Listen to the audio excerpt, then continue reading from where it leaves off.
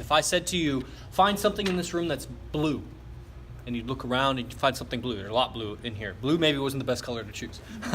So find something green. You'd find something green. I said, okay, now find something else green. And you'd look around and, well, all right, something else green. Okay, now find something else green. And you'd have to search, but you'd be like, that's kind of green. Okay, that. And then, okay, find another thing that's green. And if I kept going, you would start finding things that were already here that you just weren't aware of. And just by asking the mind to look in that direction, you start noticing what's there that fills that question.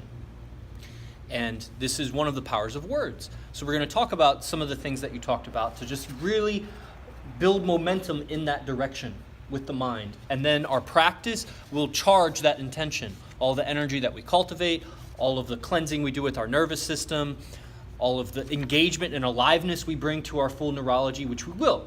You oxygenate your body and then you hold your breath and you'll feel the movement of oxygen because oxygen is very alkaline in your system. But the cell nucleus is very acidic because that's where protein is generated.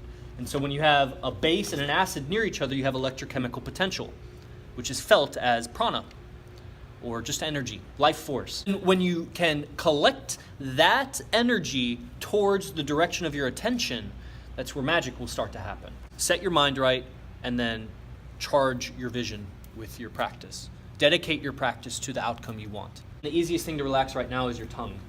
Your tongue is gripping. Let go of your tongue more.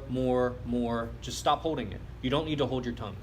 It's not useful to hold your tongue. Unless you're in like a Tai Chi class and the Tai Chi master, not just a dilettante, but a master tells you to gently touch your tongue to the roof or somewhere, then follow them.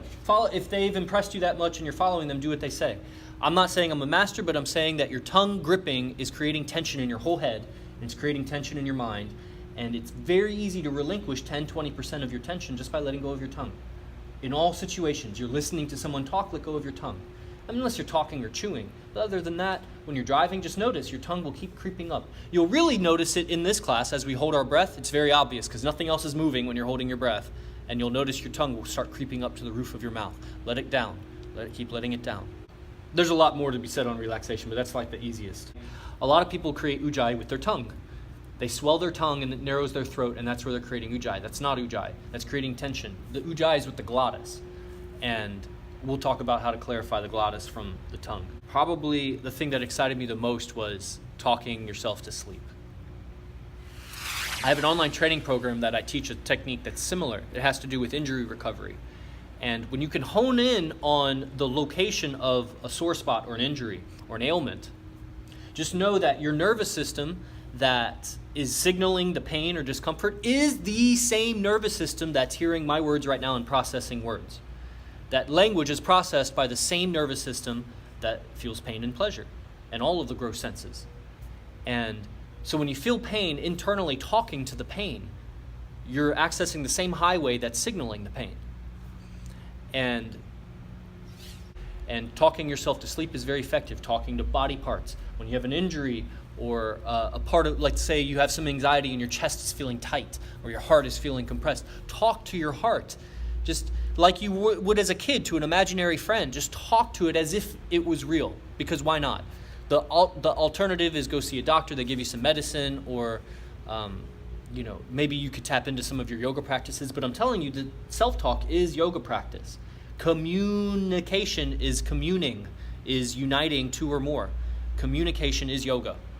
A lot of, when we're gonna do some breathing practice, it can make you kind of airheaded a little bit. No pun intended, but like it can make you feel a little bit in the clouds. And though you'll have a remarkable patience, you might not have remarkable focus. You'll be very, very open and receptive, but that's kind of the opposite of pointed focus. Pointed focus comes from this juxtaposition of effort with ease. That because if you focus with no ease, it will exhaust you, and then you'll grow to resent what you're focusing on. But if you're all ease and no effort, then your focus will just kind of wane and move where the external world is pulling it. Walking the razor's edge of effort to stay focused and relax while you're doing it. And pranayama is a big way to help with that. All yoga, stretching and breathing can help with that. And a big thing is knowing where to look. So we'll talk about how to use your eyes internally. When you close your eyes, you can see parts of your body. You could look down your spine. With your eyes open, you can look at a spot. Training yourself in a very relaxing and comfortable and pleasurable practice, like holding your breath can be very pleasurable, to stay focused with your eyes will help you in a very mechanical way to stay focused on what you're doing. We'll see you on the next one. Join the Silent Flute. Go to ninthlimb.com.